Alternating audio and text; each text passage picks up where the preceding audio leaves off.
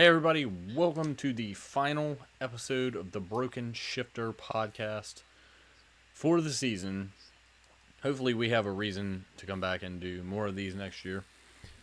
We're going to discuss the final race at Homestead, Miami for the Sprint Cup Trophy, or Monster Energy Cup Trophy, or whatever the fuck it's called anymore.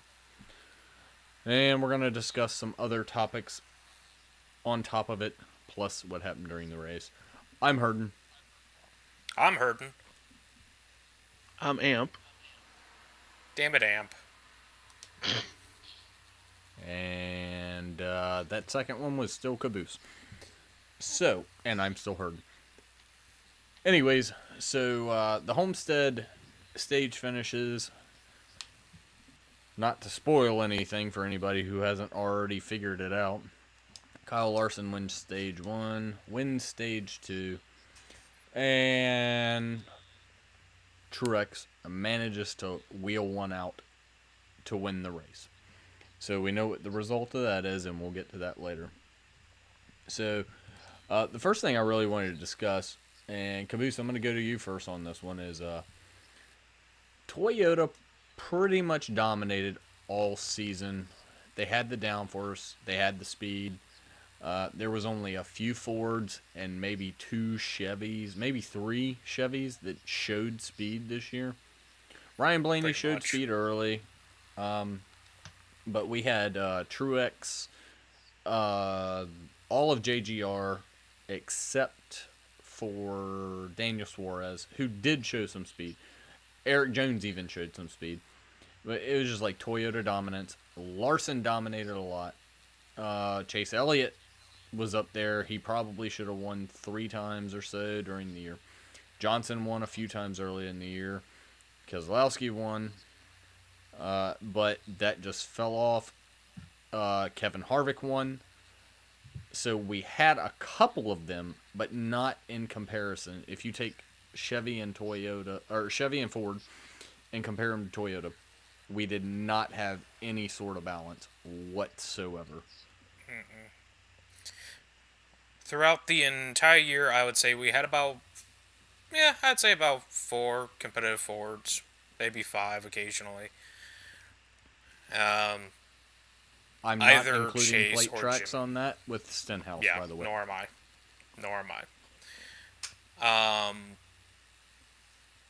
What was I going to say? Chevrolets, Larson was pretty much always on top. Jamie Mack had a couple of good races in them. Which, if I may be honest, has been a little bit rare. He's a good driver. I'll give him that. Not bad. On a good And team, it would, though. yeah, and it would either be What- Chase or Johnson that would be quick. One of the two. It was normally Chase, just because. Second half of the Normally season, Jimmy Chase. was gone. Just disappeared. It Not seems even a like fact. Chevy's biggest problem this year was too many engines letting go. I There don't were think it a was lot just of engine engines. failures. I think it was just parts failures in general. I think Ford it- seemed to lose a all lot their of the downforce, too. companies. Yeah. It almost feels like as if Hendrick just went, fuck it, we're just going to save our shit for next year when we get the SS Camaro, or the ZL1 Camaro, whatever the fuck it is. It's a Camaro. They're going to... Amp, you can say what you needed to say. No, I mean that was more or less it. It seemed like at least 1 or 2 more competitive Chevys this year were taken out by malfunctions, whether it was the whole engine letting go or various Tire going different down. problems. The tires, Kyle that's a whole Larson different got- thing, though. Yeah, Kyle Larson got bit by that numerous times during the playoffs and eliminated him. He DNF'd 4 times in a row, if I remember correctly. It It was the of the last 5 races, I think 4 of them were DNFs, or he The went thing down is- cylinders or something. Yeah, the thing is with Larson, we learned it. I think the first time we saw how Kyle Larson had dominated early in the year, the problem he was having is overdriving the car. He runs the Burn high up them lane tires. whenever it. Well, not just that. It's burning up the motor, burning up the clutch, burning up the brakes. He just burning up everything. He just drives like he's running a 100-lap race. He did it at Sonoma. He was dominating at Sonoma, and then just poof. Who's Kyle Larson? So the dude has the ability to do it. He needs to learn to save his car. Jamie Mack had a couple good runs, yeah. Jimmy won a few very early in the year. Chase had God knows how many second place finishes this year. He I was think always I think it up was there. 13. I think it was about 13 second places. No, it wasn't that 13. I thought high. He that's tied what his I read. father. He tied his father. I think it was like 7. It was somewhere around yeah. there. It was a bunch of them. It was too many to not have a win. And Denny Hamlin fucked him out of one. But that should go up for a vote for Incident of the Year. Denny Hamlin intentionally wrecking Chase Elliott. But anyways, yeah, and Ford, Penske, been pretty dominant for a few years. Looked okay this year. Logano not so much. Keselowski, I think, was just wheeling the hell out of it. Managed to get, I think, 2 wins, something like that. Something like that. But Kevin Harvick, I think, got 1 or 2. And other than that, it was just Toyota dominance besides Kyle Larson. Just And don't all forget Toyotas Kyle Busch all day or long. Kurt Busch getting that win at the beginning of the season too. Yeah, we don't count the plate Well, tracks. one, we're not counting the play tracks, and 2, there's just no one left on the fucking field. Yeah, he At any of didn't the play races. outdrive everybody on that one. He outlasted everybody on that one. It's kind of like the Indy race. This is outlast everybody. The plate tracks Decent have game. gotten a First little one, brutal. at least. So noticeable incidents throughout the race at Homestead. We had fresh tires. Just a couple laps in, had an incident. 83 in the wall. Larson and To be Keselowski expected from BK decided racing. to. Yeah, absolutely. 23 and 83. They either the motor's going to blow up, they're going to be in the wall, they're going to have a flat tire. They really need to take that team out and put a team in that's willing to invest the money. And Well, their ass is filed for bankruptcy 3 fucking times in the last 5 years. yeah, they shouldn't be putting race cars on the track anymore. But regardless of that, Larson and Keselowski came in, took fresh tires on the first caution. What a difference that made. They rocketed to the front and wound up with a huge, huge advantage. Larson especially. It looked like Larson was just going to walk away with the race. And it looked like Keselowski was going to walk away with the championship. And then, stuff happens that closes the race back up, obviously, especially with segment. So, I feel like Danica had a race that ended her career in NASCAR pretty much the way it came in. Spinning. She got loose, hit the wall, went into flames. Casey Kane railroaded her. His career at HMS is over. I don't know, maybe he has a crush on her. But that woman has wrecked a lot of race cars. I don't have a problem with her. I think she's a good driver. I just don't think she's a good driver in a NASCAR Cup car. She can't control it. It's too loose and stuff like that. And that's the worst part about it being too loose, is it's got a splitter and a spoiler on it that gives it a lot of downforce. Could I go out there and do it? Probably not. But the thing is, she's used to driving cars that handle better. And she just couldn't control it. I'll send that to Amp. What's your opinion on the Danica ending her career in NASCAR and Casey Kane's ending of HMS in the same crash? So if I quickly add something, she is coming back for the 500. Daytona 500. She'll be back for one race, but we don't know what car she'll be in. I don't think. I mean, I had heard something about she was in talks with, oh god, I can't think of their fucking name. The one that fields the 42. Chip Ganassi. Ganassi Racing. Chip Ganassi Racing. She was in talks with him for the 500 and the Indy 500. So there might be something there, might not. Who knows? Well, supposedly there is already something sealed on that because she said that she has plans to race them both. And Daytona is a place she is good at. She just gets caught up. People don't treat her the same as they treat other drivers. So it's bad for her, and I feel bad about it because she can run the plate tracks just as good as pretty much all the drivers out there. She knows how to do it. And it's just that nobody gives her any respect because they don't think she can drive. Casey Kane goes right there with her. He's heading to Levine Family Racing next year. And best of luck to him and the Levines. We're rooting for them. They got some new sponsors on board and stuff like that. Hoping they do well. Casey Kane's real quick. Casey Kane's crew chief is going to be Dale's now former car chief, and when Dale's car chief took over for crew chief for one race, Dale's ride was fucking smoking. So Kane might actually have something that's worth a damn. As long as the engineers and the parts are right.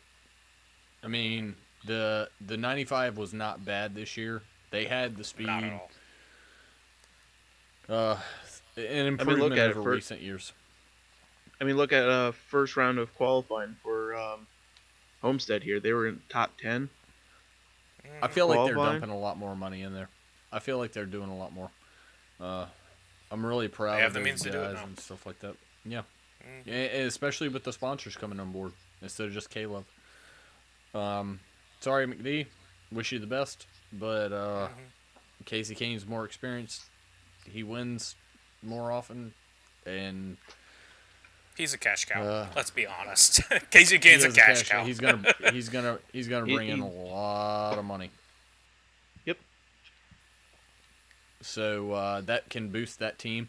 That could be the next Furniture Row Racing, for all we know. It would be so- badass, especially if they stay at Chevy. Yeah, especially since we talk to those guys once in a while, and they're some of the nicest people on the damn planet.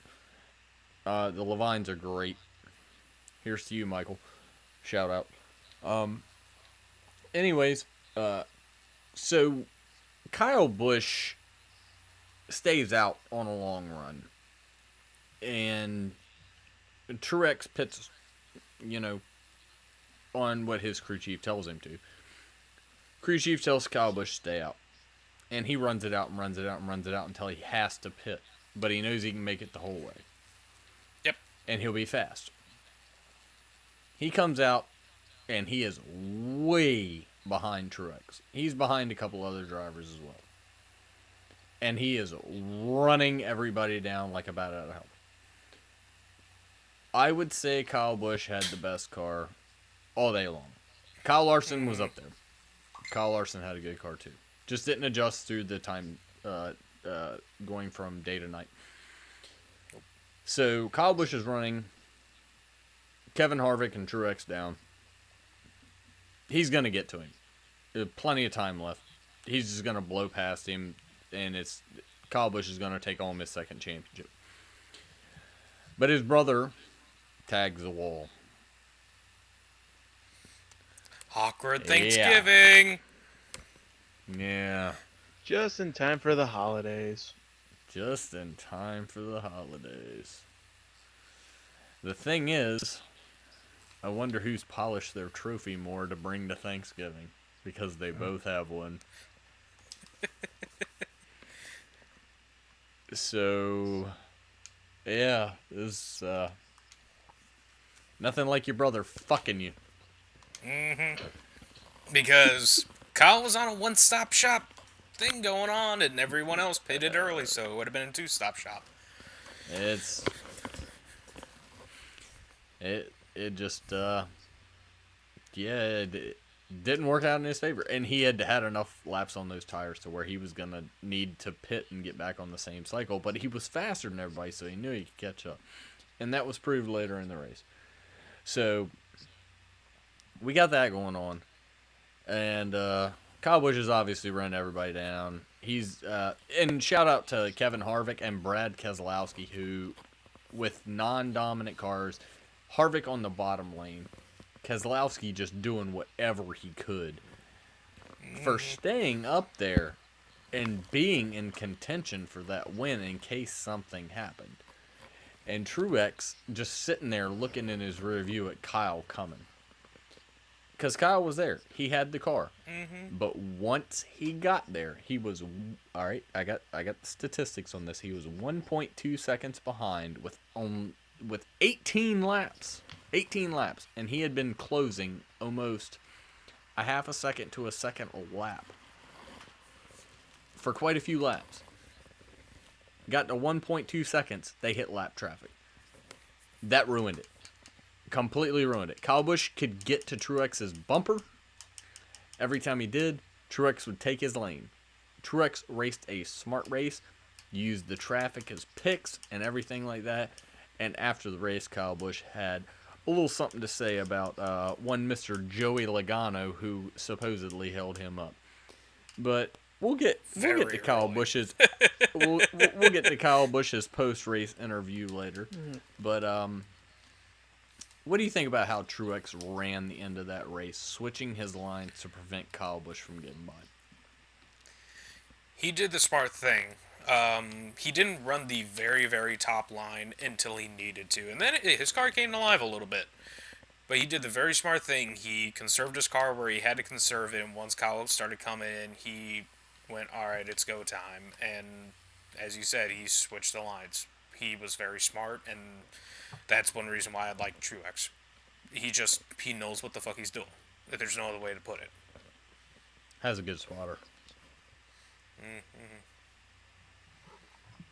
Amp, would you care to weigh in on Truex finishing that race off when Kyle Busch was closing in the late laps? I think he ran a smart race. I mean, he didn't run it harder than he needed to. He was smart enough. He didn't overdrive his corners, at least that much. He changed his line when he needed to, so he kept his line the exact same until he could, had pressure, and knew that he was not strong at this track, but did his damn anyways. Okay, so here's the thing. We all knew Kyle Busch had won here before and won a championship here Unfortunately. before. Unfortunately, yeah.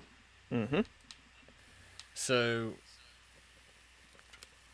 we got Kyle as the best car on the track, obviously, and Truex as the more patient, I've saved my car driver.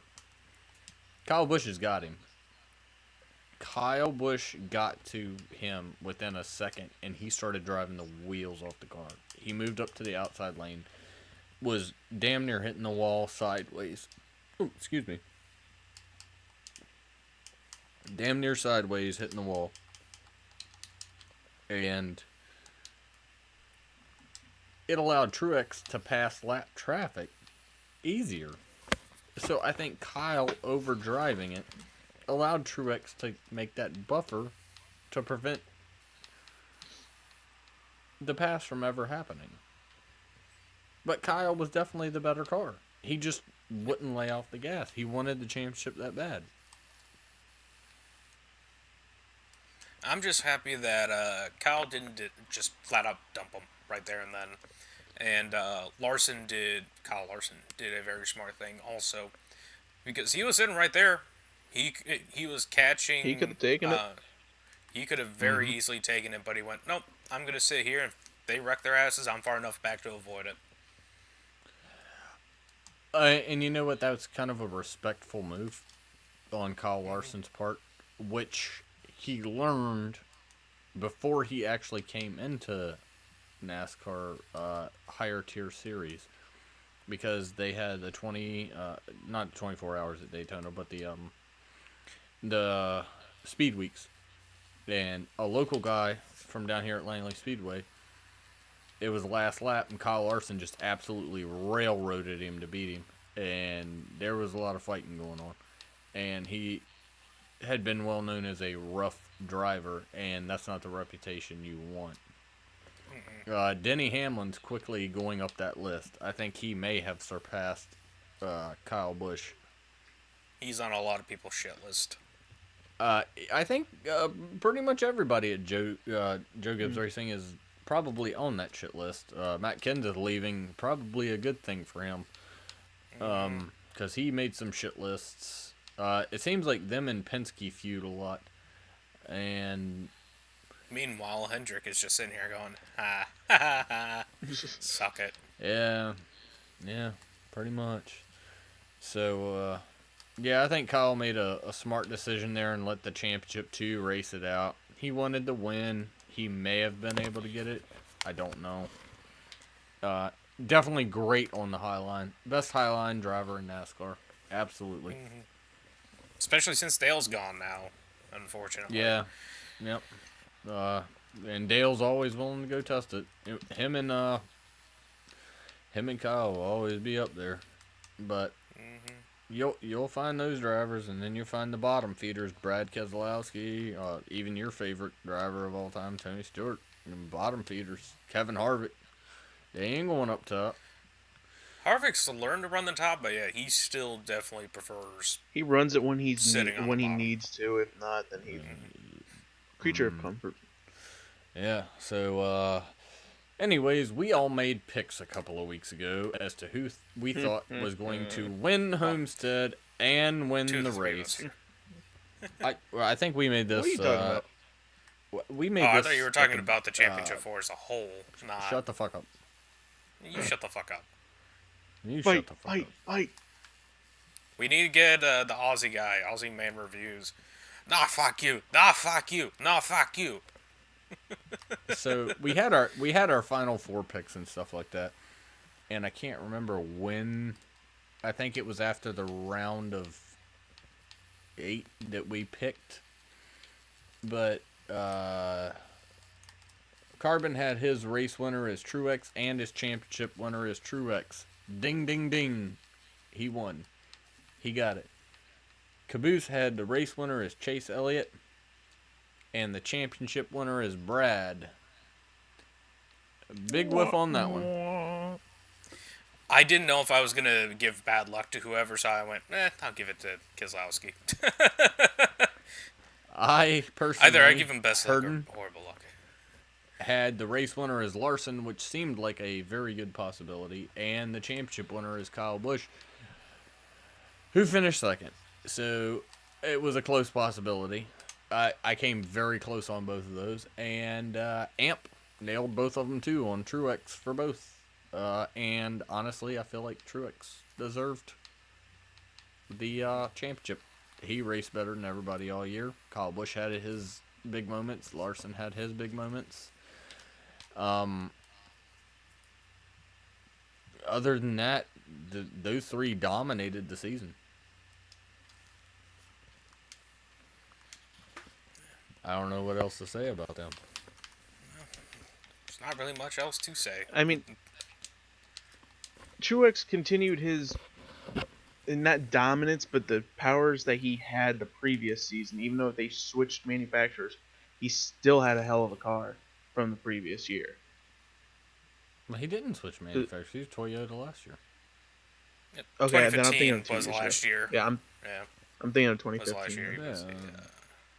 Never mind. Yeah, they improved, and then when they switched and aligned with JGR, but I don't think JGR is going to be as dominant next year. Mark my words on this. Chevrolet is going to be strong next year with the new Camaro. I don't know what Penske's got planned. I'd like to see multiple different manufacturers winning on a regular basis. I don't want to see 5 Toyotas up front. I don't want to see 5 Chevys up front. I don't want to see 5 Fords up front. Let's get this shit figured out. You know? Toyota's got something nobody else has. We get it. And then Chip Ganassi figured out what the fuck it was and won't tell anybody. Indeed, you are correct. So we're not gonna make any picks for next year. We're gonna wait until Wait for the smoke to settle from Truex's burnouts. yeah. Probably wait for the smoke to settle from Dale Jr.'s Martinsville burnouts from, what was it, 3 years ago, where he burnt the whole damn track down. Yeah, like 3-4 years ago. Yeah. But we're not gonna make any picks. We expect Toyota to come back strong. Teams are gonna look a lot different next year, guys. Hendrick's gonna be extremely different than it was a couple of years ago. No Jeff Gordon, no Dale Jr., no Casey Kane. But we got some talent. And Yep. I'm hopeful for Alex Bowman. I'm very confident in William Byron. And I'm very confident in Chase Elliott. Toyota is bringing in, Eric Jones to JGR. They got Daniel Suarez, who shows promise sometimes. And then Penske's bringing over their third car. No, Penske's bringing Ryan Blaney in. So we'll see how all that goes. Lots of changes in the offseason. Lots of young drivers. It's going to be an interesting season, and I don't think a lot of friends will be made since so many people are heading out here lately on NASCAR as far as veterans. And I wouldn't be surprised to see Jimmy go before too long. I was gonna. And maybe yeah, that's one of the things I want to talk about. I see Jimmy leaving within 2 years. If he can't compete like this year, he won a race or two, but he didn't. And those were all for restart. He wasn't leading races. Hendrick was bad. If the Camaro comes out and he's dominant again, then he'll probably stick around a little longer. So either until he gets really competitive again, or if he can win a championship, I think he's done after that. Yeah. I know he wants doesn't a have many record. years left. Yeah. If he can go out on top, I think he will. But I'm pretty sure. Yeah, if he hits 8, I think he'll retire, and if he doesn't get it next year, he's going to start contemplating. So we're seeing a lot of drivers go. Danica's gone, Junior's gone, Tony's gone, Jeff's gone. Edwards is gone. He might show back up for some dirt track racing. He just announced that, but that's really about it. Well, he was also talking about some other maybe back in stock cars soon too, maybe. So either way, we're seeing a lot of young drivers and a whole new generation of NASCAR starting, and there aren't many of the older guys left. So Denny Hamlin's been around a long while. He's still got quite a few years left in him. Kyle Busch, a lot more shit lists started to super young. Logano and Keselowski you can expect around for a while. Penske's going to have their team for a long time. And besides Jimmy Johnson, Hendrick's going to have their team around for a long time. And with JRM, Junior Motorsports, down in the Xfinity Series, bringing up talent like they are, I think Hendrick will be okay. So, I guess this is the end of the year for the Broken Shifter podcast. Any last words from Amp? Hopefully Stuart Haas can get their shit together for next year. And Caboose? I was hoping to do some spitballing, but hopefully next year if you got a will question, be. you can throw it out. Well, no, it's not so much a question, but it's an idea that I want to run by you guys. The Sure. Playoff system, I like the idea of you win, you're in for the chase. But personally, I'm actually not a big fan of you win, you're in while in the playoffs themselves. I'm not a big fan of it. I think it should be changed over to a strict point basis and make it to where first place is worth a literal crap ton of points, where it's almost the equivalent of winning the race, or when you're in, but not to that extent. I've got to disagree a little bit there. When you're in, I think is fine with me because it's only 3 races at a time. If you can win 1 out of 3, I'm good with it. You deserve to go on. My biggest qualm is all those bonus points carrying over from round to round to round until the championship round. That's I kind of and looking at Truex that had too. a And free it's pass like, the whole way.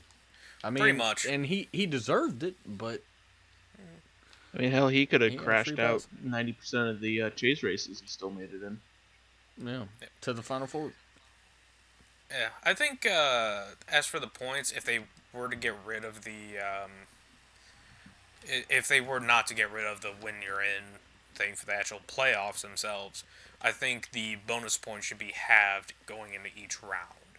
So yeah, Truex, he went in with what, a 50-some point lead going into I the think round it of was 8. it was more than that going into the round of 16. So it was probably, I think it was 60 some points from all the stage wins. And I understand they're trying to implement the regular season work that they did into it.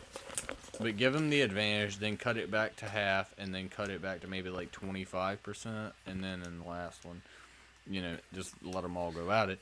But you're giving somebody like a 60-point advantage going into the round of 8. It's that's 2 races worth of fucking points. Yep. It's All you gotta do to is me, it's finish just 'em. not balanced. Yeah. No. To me, it's just not balanced once you get towards the end. To me, it's perfectly absolutely. balanced early on, but after that, that's when. Yeah, that's fair. Yeah. Yeah, you got to cut it back a little bit. And the win you're in, I'm fine with. If you win, I feel like you deserve to go on because that means you're fucking busting your ass to win. But Well, that's why I said it should be worth a shit ton of regular points. So it's the equivalent of winning, but you're still. We knew those 2 were gonna go the whole way because they have so many damn bonus points.